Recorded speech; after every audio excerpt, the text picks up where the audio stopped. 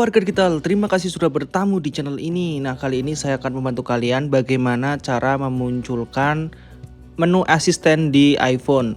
Caranya gimana? Langsung saja ke caranya. Pertama, silakan kalian buka pengaturan terlebih dahulu. Kalian klik pengaturan. Kemudian kalian bisa scroll ke bawah.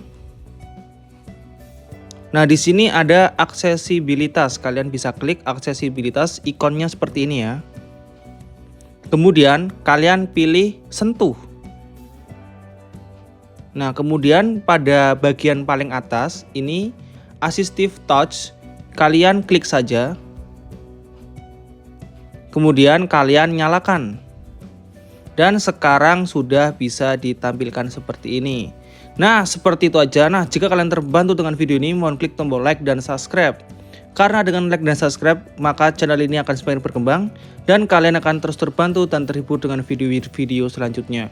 Nah, jika kalian mengalami kendala, silakan kalian tinggalkan komentar di video ini dan terima kasih.